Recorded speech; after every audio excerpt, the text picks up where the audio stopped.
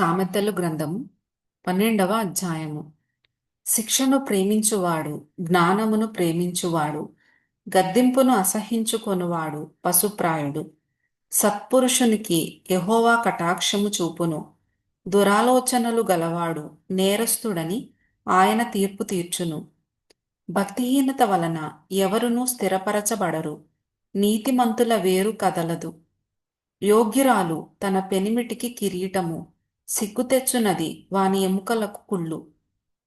నీతిమంతుల తలంపులు న్యాయయుక్తములు, భక్తిహీనులు చెప్పు ఆలోచనలు మోసకరములు.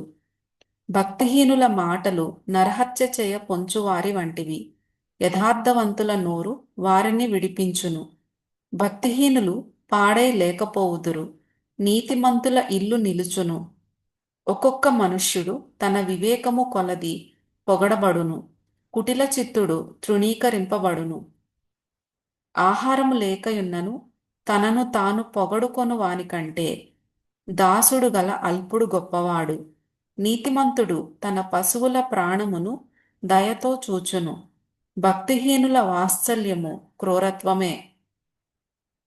తన భూమిని సేద్యపరచుకొనువానికి ఆహారము సమృద్ధిగా కలుగును, వ్యర్థమైన వాటిని అనుసరించువాడు బుద్ధిలేనివాడు. భక్తిహీనులు చెడ్డవారికి దొరుకు దోపుడు సొమ్మును అపేక్షించుదురు, నీతిమంతుల వేరు చిగుర్చును. పెదవుల వలని దోషము అపాయకరమైన ఉరి, నీతిమంతుడు ఆపదను తప్పించుకొనును. ఒకడు తన నోటి ఫలము చేత తృప్తిగా మేలు పొందును, ఎవని క్రియల ఫలము వానికి వచ్చును. మూఢుని మార్గము వాని దృష్టికి సరి అయినది, జ్ఞానము గలవాడు ఆలోచనను అంగీకరించును. మూఢుడు కోపపడునది నిమిషములోనే బయలుపడును, వివేకి నిందను వెల్లడి పరచక యోరకుండును. సత్యవాద ప్రియుడు నీతిగల మాటలు పలుకును, కూటసాక్షి మోసపు మాటలు చెప్పును. కత్తిపోటు వంటి మాటలు పలుకువారు కలరు, జ్ఞానుల నాలుక ఆరోగ్యదాయకము. నిజమాడు పెదవులు నిత్యము స్థిరమై ఉండును, అబద్ధమాడు నాలుక క్షణమాత్రమే యుండును. కీడు కల్పించు వారి హృదయములో మోసము కలదు, సమాధానపరచుటకై ఆలోచన చెప్పువారు సంతోషభరితులగుదురు. నీతిమంతునికి ఏ ఆపదయు సంభవింపదు, భక్తిహీనులు కీడుతో నిండియుందురు. అబద్ధమాడు పెదవులు యెహోవాకు హేయములు, సత్యవర్తనులు ఆయనకిష్టులు.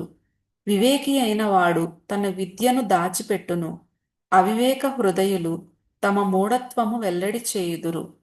శ్రద్ధగా పనిచేయువారు ఏలుబడి చేయుదురు, సోమరులు వెట్టి పనులు చేయవలసి వచ్చును.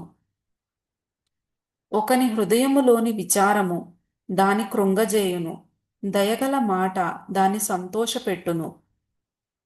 నీతిమంతుడు తన పొరుగువానికి దారి చూపును, భక్తిహీనుల ప్రవర్తన వారిని దారి తప్పించును. సోమరి వేటాడినను పట్టుకొనడు, చురుకుగా నుండుట గొప్ప భాగ్యము. నీతి మార్గమునందు జీవము కలదు, దాని త్రోవలో మరణమే లేదు.